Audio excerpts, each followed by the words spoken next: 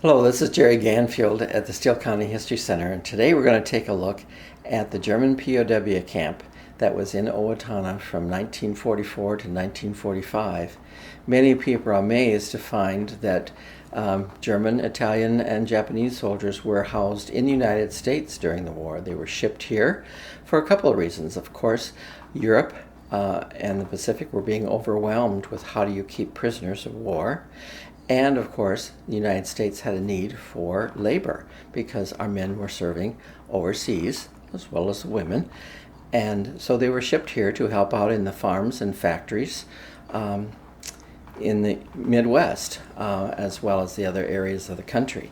Here in Minnesota, we had 16 numbered camps that were serviced by the base camp in Algona, Iowa. And they were brought up to Minnesota, housed here, and they worked on the farms, in the lumber mills throughout the state. Here in Owatonna, we had Camp Number 5, which during its time housed up to 273 German POWs.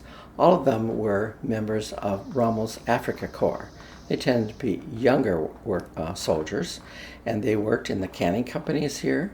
They worked on the farms. They worked in the Borden's milk facility here.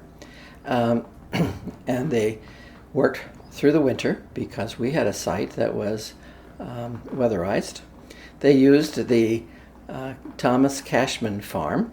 Thomas Cashman had been a state senator who had died in 1933, but his widow still owned the farmstead, which had a 15-room house as well as an 11-room house and the outbuildings, and that's where they housed the German POWs. They had a mess hall, and we have one of the stoves that came out of that mess hall, the last surviving one. And they were paid for their labor, but most of their pay then went back to the U.S. government for their upkeep. Their food came from Fort Snelling or from the local area, and they were treated under the Geneva Convention, so they were treated well, and in their off hours they had a recreational room. They were allowed to listen to the radio, and they had movies provided by the local movie operator. They also had wood carving.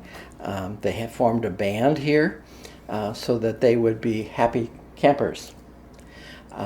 And all of this is kind of captured in the Steele County History Center's exhibit in the town hall in the village of yesteryear. And it's all our effort to preserve and share history today for tomorrow.